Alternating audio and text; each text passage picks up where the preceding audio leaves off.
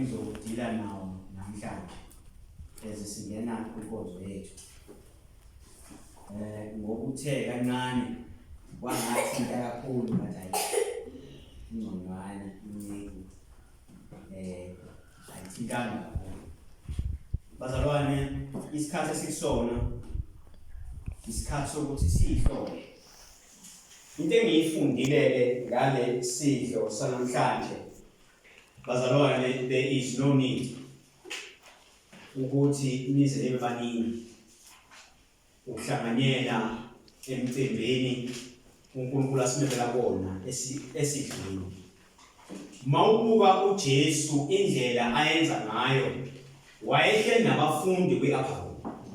And umprofethi uthi akumele kube khona ukukhuluma makwenziwa le service, ngoba iservice eyayihlunga kakhulu uNkulunkulu ngenxa yokuthi uthi umprofethi la uJesu ngenkathi ezinikela, bazalwane, enza lo msebenzi ethatha isitsha kunento eyayenzeka kaIsrael ngalesi sikhathi, isikhathi sePassover, la khona uJesu as a Lamb of God, uIsrael uhlangene wonke as a Lamb of God, wabiza abafundi bakhe wabayisa kwi-upper room. Ume bathatha ebayisa kwi-upper room, kwi-upper room kaIsrael kuba khona i-servant okuyiyona ewasha abanye abazalwane inyawo, ngoba i-pride, bazalwane, inkulu ngalendlela ukuthi akekho owayefuna ukwasha omunye inyawo. But uJesu ngalesi sikhathi wenza i-providence, bazalwane, ukuthi i-servant ingabibikho mase kwenziwa lo msebenzi, bazalwane. Uthe uJesu esathuli, uJesu, bazalwane, wayengayena umuntu okhuluma njalo, wayeumuntu ohleze ethulela, uthula isikhathi esiningi and ukhuluma makufanele ukuthi uJesu enjani akhulume. Buka into eyenziwe uJesu, bazalwane. uJesu bethanda bona abafundi bekwi-upper room bazibuka bephambi kaJesu kaNkulunkulu, bayamqonda uMesaya ukuthi ubani, ukuthi he is Lord, meaning ukuthi uNkulunkulu kuthina. Njengoba bemqonda, but kunento eyenziwe uJesu, bazalwane. uJesu into ayenzayo bona uthi ngeke baze bayiqonde manje, but bazohamba bayiqonde ngokuhamba kwesikhathi. And uJesu mesuka lapho, bazalwane, uthatha indishi, uthatha ithawula, ufaka amanzi, uyaqala ubageza inyawo. uJesu lento ayenzayo, bazalwane, kunento ayenzayo enhlizweni zabo, but bona bebengaqondi ngenxa yokuthi kune-commotion ekhona phakathi kwabo ukuthi hey, ubani ozoba seduze kaJesu, ubani ozohlala eduze kwethrone kaNkulunkulu, ubani ozoba seduze kaNkulunkulu. So bayabanga bebodwa, babanga ama-position ukuthi hey, mina ngingcono kunawe Judas, athi omunye hayi ngcono kunawe Peter, omunye athi ngcono kunawe James, athi omunye ngcono kunawe James. But uJesu besukuma, bazalwane, uyayithulela kakhulu, but uthatha indishi, abeke ithawula la ehloko, aqala abageze inyawo bonke bowu-12, bazalwane. Ume bawasha inyawo, uJesu agudle nabo, baqale bathule babe silent, uJesu agudle nabo. Uthi uJesu mayesefika kuPeter, bazalwane, uPeter athi uNkulunkulu ngiwashe konke, mawungiwasha inyawo manje ngenxa yokuthi bayabona ukuthi kunento uJesu ayenzayo eyenza inhliziyo zabo zehlele ngezansi ukuthi babe quiet, bazalwane. Le nkonzo esenza manje akumele kube inkonzo ekhulunywayo ukuthi njengoba kade kwenziwa lo msebenzi, bazalwane, kube yinto ekufanele ngabe sitshela abantu ukuthi kade senza isidlo. Akufanele kube inkonzo emenyezwayo, ngoba inkonzo yokwenzani, yokuzi-examine, bazalwane. Uthi uNkulunkulu kumprofethi, ngingakangeni nje kwilokuza la kwilento kwi-verse lanamhlanje, uthi uNkulunkulu kumprofethi kwi-Desire of Ages, upage 655, uthi let a man examine himself, and so let him eat of the bread and drink of the cup, for whosoever shall eat this bread and drink this cup, the Lord and drink this cup of the Lord unworthily shall be guilty of the body and blood of the Lord. He that eateth and drinketh unholy, eateth and drinketh damnation to himself, not discerning the Lord's body. Bazalwane, umuntu odla lomzimba aphuze lenkomishi bazalwane engekho holy enhlizweni yakhe. Meaning ukuthi uNkulunkulu ukhuluma nokuthi if mina ngizibona ngaphezulu komkhunu ngani ngokuzibuka ngokweposition nami endlela engiphila ngayo uthi uNkulunkulu am not worthy ukuthi ngizodla lesi sidlo ngenxa ukuthi sengifike nenhliziyo vele ephakeme ekudleni isidlo bazalwane. Ingakho ethi uNkulunkulu wonke umuntu masenjani masibehambule sonke wonke umuntu abenjani abe nenhliziyo phansi. Ingakho uJesu athatha isitsha bazalwane indishi bazalwane ebekela aqala washa abafundi inyawo ngoba yokuthi mina ngineposition ukuthi angikwazi ukuthi ngawasha umuntu inyawo. Mina ngifundile mina ngokuthi ngineyimoto ezukuthi mina nginamamiliyoni in my account angikwazi ukuthi ngasukuma ngiwasha umuntu inyawo. Ngiyangizwa bazalwane. So uJesu is trying by all means ukuthi masiza kwisidlo bazalwane examine yourself ukuthi uNkulunkulu asikho yini isono esithi mina ukuthi uNkulunkulu singabi khona ngoba bazalwane sizongena kuPeter kuJudas ukuthi bazalwane uJesu njengoba ewasha abafundi inyawo beba u12 uthi uJesu kunoyedwa kumina uzomkhaphela uthi uNkulunkulu after Judas uthi uNkulunkulu nonke alikho clean. Niyezwa bazalwane, but after Judas asehambile usethi uJesu uthi nonke ninjani you are clean bazalwane ngenxa ukuthi oyedwa kunina ufuna ukukhaphela uJesu bazalwane. Ngabe nathi khona yini lathina noma sesidlile isidlo sawashwa inyawo but still sisafuna ukukhaphela uJesu na? Asingeneni kwivesi bazalwane.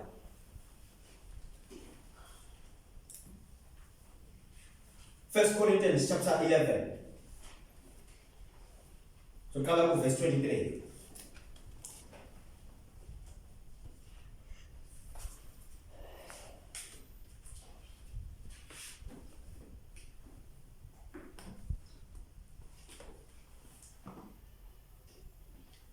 Bazalwane konke ngifisa siqonde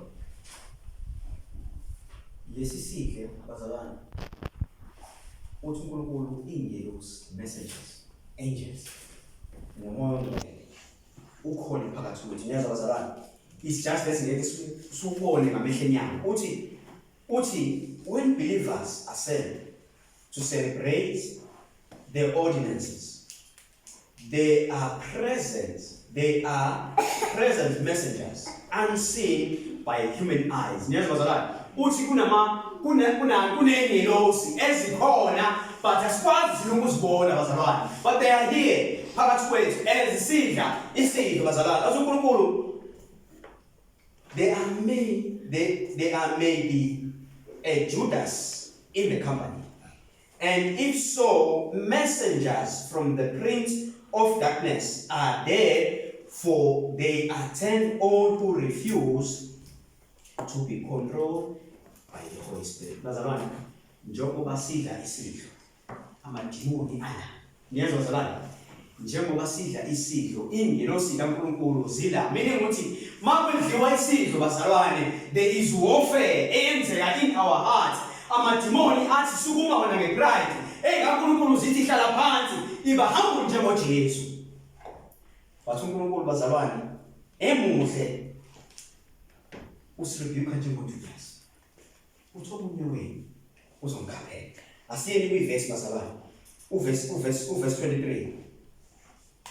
Uthi for I have received of the Lord that which also I delivered unto you, that the Lord Jesus, the same night in which he was betrayed, took bread, and when he had given thanks, he brake it and said, take it, this is my body, which is broken for you. As uNkulunkulu, this do in remembrance of me. Bazalwane, umzimba kaJesu uphuke ngenxa yethu.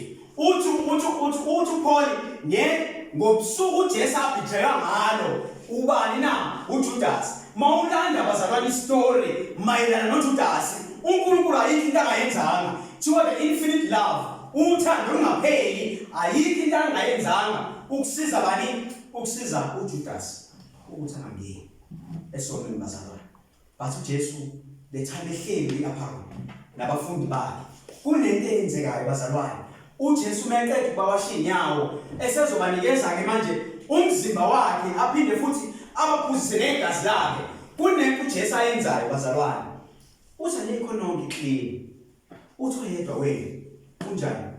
Ungcolile. Bazalwane bonke bayabuzana, bebonke bazalwane enhlizweni. Vele uJesu uphoza le question, ufuna vele avele uJudas ukuze abone uJudas ukuthi uNkulunkulu ngiyabona, uthi uNkulunkulu uyabona ngoba uthi uNkulunkulu uthi uprofethi ngale uJesu ayenza wayeprove kubafundi bakhe ukuthi idivinity yakhe le uNkulunkulu anayo ubona yonke into esenhlizweni zabo. Bazalwane uthe suku uJudas athule yena yedwa, bathi babuza nebodwa bathi athi omunye uNkulunkulu mina na engizokhaphela, omunye futhi no John bathi uNkulunkulu mina na engizokhaphela, no James bonke no Peter bathi uNkulunkulu mina yini na engizokhaphela, athi uJesu engizogqoza naye bazalwane uyena nginikise kuyena njani ozongikhaphela bazalwane. uNkulunkulu uzama ukukhombisa abafundi bakhe ukuthi idivinity yakhe iyasebenza ngoba iyakwazi ukubona enhlizweni ukuthi khona kunina odla isidlo kodwa still inhliziyo yakhe iphendukile. Aphinde uNkulunkulu bazalwane. Aphinde uNkulunkulu bazalwane kubafundi bakhe. uJohane ngoba wayehlezi esifubeni sikaNkulunkulu. Ningamthatha uJohane ngokuthi umuntu omdala wayehlezi ehlele esifubeni sikaNkulunkulu. No. uJohane is the youngest one kubafundi bakaNkulunkulu. So kulula kuyena ukuza kuJesu ngoba uyena wayengane. uJohane abuze uNkulunkulu ukuthi ubani phakathi kwethu uNkulunkulu ngoba ukuthi bonke uNkulunkulu sebaseshile enhlizweni ukuthi they are all clean but there is one man ongekho clean bazalwane. Yethu uJudas kade eqalile ubetray uNkulunkulu.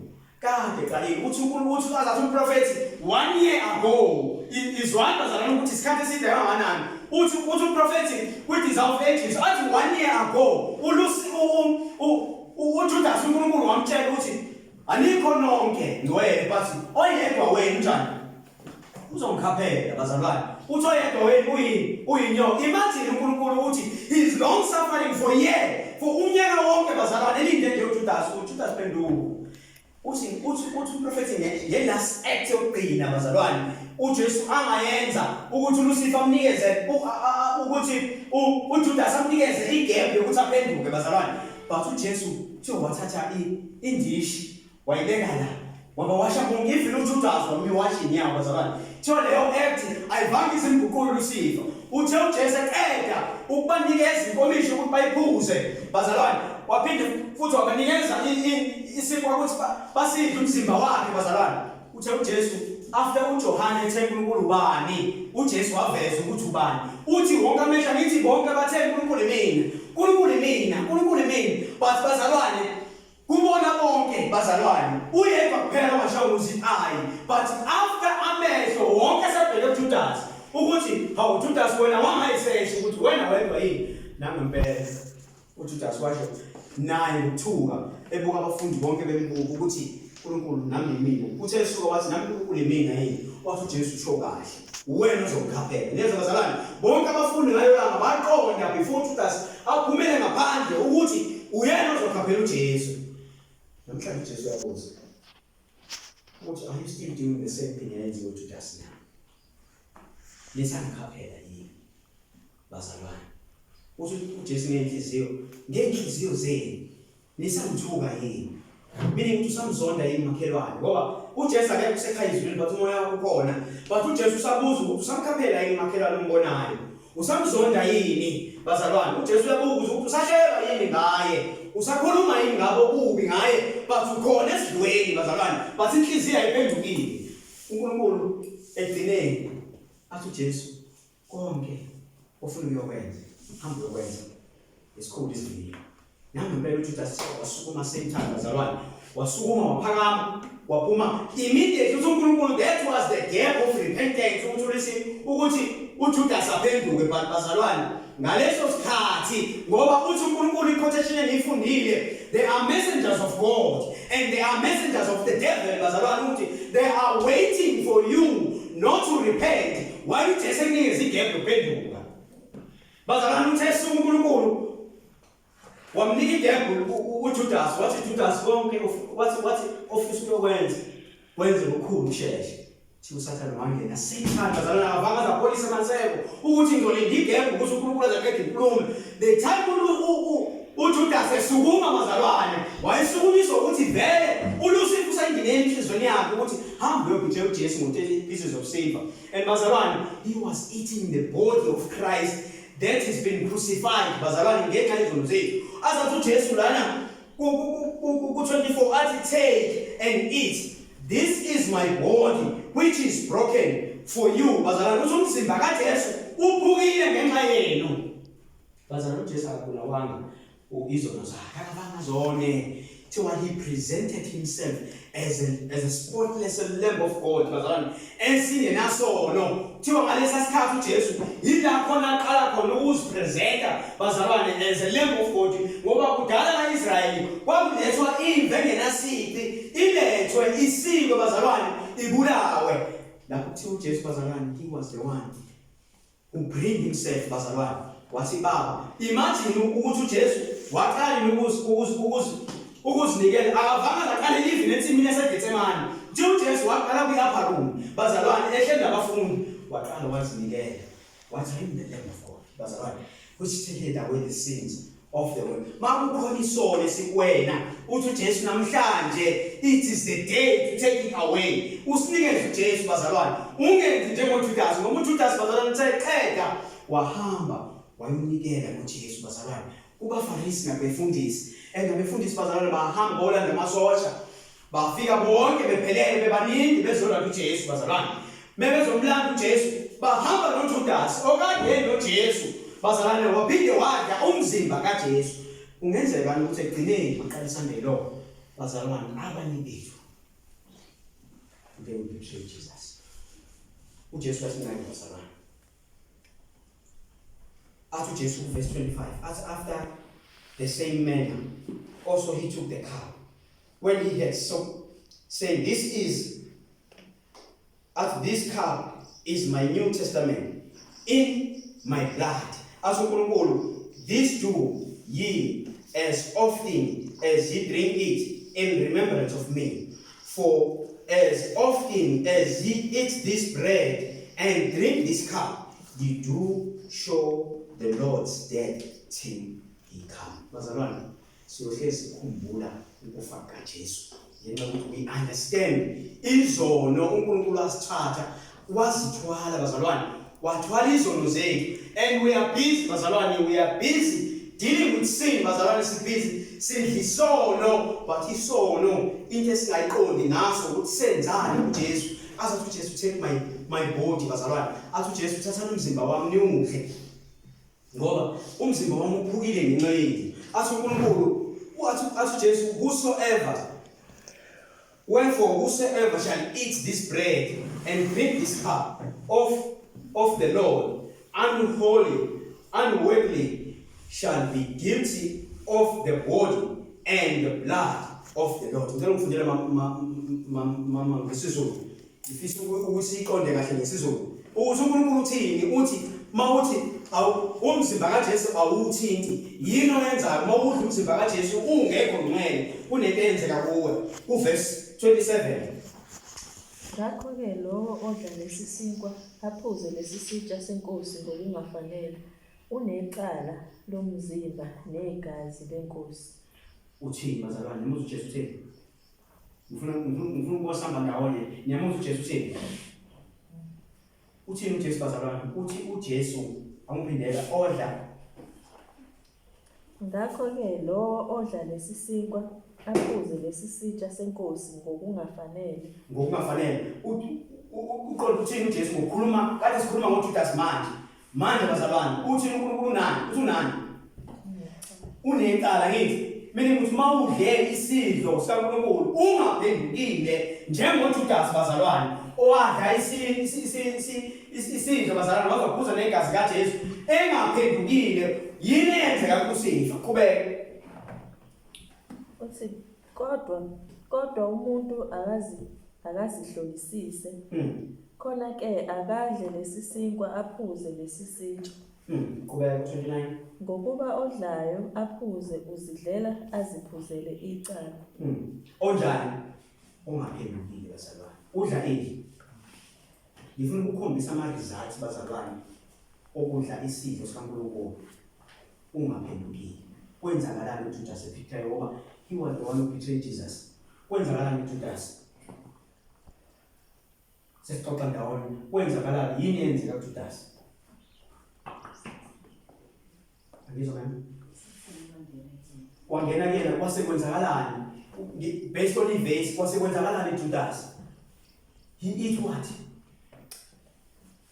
he eats what the guilt again wadla ini iqala wathini uJudas esephuma elento kuCaiaphas behlangene uJesu bemfaka uJudgment Hall bemjaja kunenkulu uJudas aphuma wafika walahla u-30 pieces of silver uthemba kalokho waphenduka nezozalana ezitshela ukuthi uJesu uzothi ngoba uNkulunkulu ayithi wayeqonda ukuthi uNkulunkulu but eqondeni kwakhe ukuthi uNkulunkulu wayezinika ukuthi mayenikela ngoJesu uJesu uzovela abhuquke asebenzise idivinity yakhe overcome abantu kanjalo but kunento eyenziwa uJesu bazalwane kunento eyenziwa uJudas eqeda ukudayisa uJesu waphenduka nezozalana waphenduka wabheka emnyango ngoba uthe ebona uJesu ukuthi akaguquki kulesinqoma sithathile sokuthi uyokhashela wathatha bese 30 pieces of silver wawukhashela wawuphosa koCaiaphas uma eqeda ukuphosa koCaiaphas waphenduka waphakamisa izandla wathi I'm guilty ngidecide ngenzenjani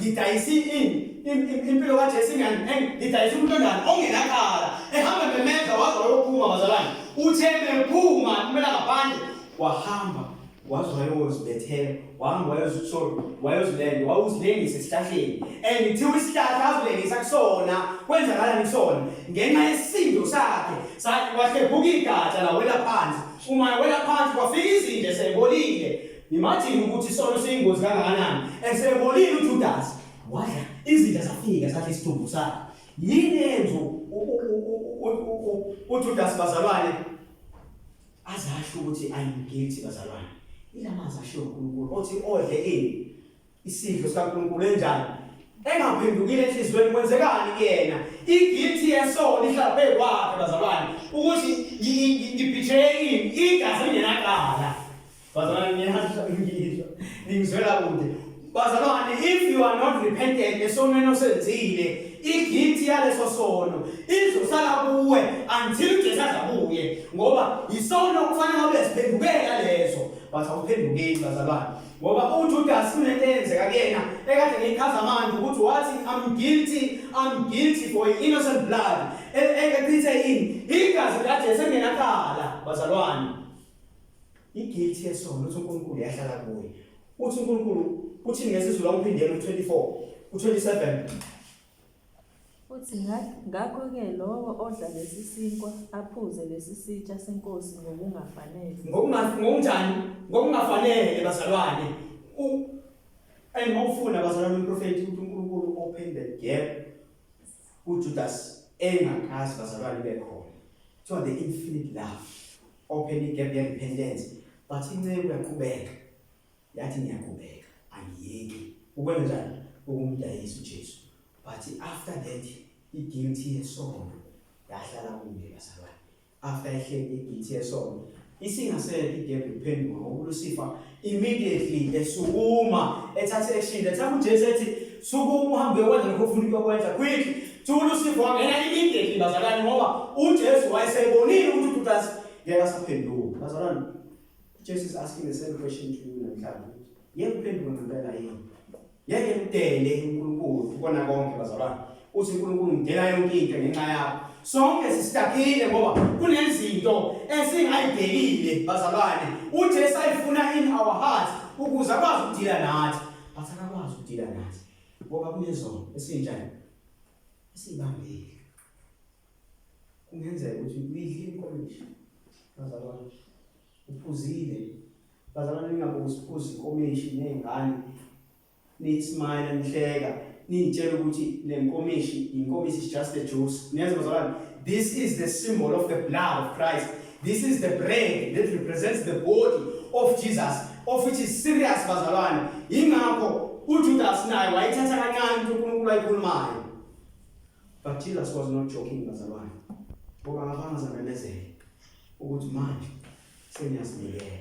But wazinikela phambi kwabafundi naphambi kwe-universe ukuthi namhlanje liyaziletha as a lamb of God to take away the sins of the world. Bazalwane uNkulunkulu is open ingalo zakhe ivuliwe. Namhlanje ingalo Jesu uzivulile kanje bazalwane. Uthi woza kunenonjalo. Mina ngizoqina isona sibuye. Asingenzi bazalwane njengoJudas. Ngoba egcineni sizodliwa zinyoni sesibolile. Sizodliwa zintuthane sesibolile. But only to find ukuthi character kaJesu ayikho ukuthini bazalwane. Noma ngizobe iphathele yakhe i-character lele thuneni. Noma uJesu neqhamuka ngamafu evela isibhakabhakeni masaphila. Noma lo receive leyo character nayo bazalwane. Ngeke azareceive i-character kaJesu ngoba uJesu ufuna ukusinikeza i-character yakhe bazalwane. Egcineni Lucifer, egcineni uJudas, sorry no Lucifer. Egcineni uJudas won't see heaven. But ithi izwi lenze konke ngoba ukwashwa kwenyawo uJesu washa inyawo laJudas. That act bazalwane it was the last one uJesu ayingayenza ngoba babemqonda ukuthi uNkulunkulu uqobo. Imagine uNkulunkulu uqobo bazalwane is divine.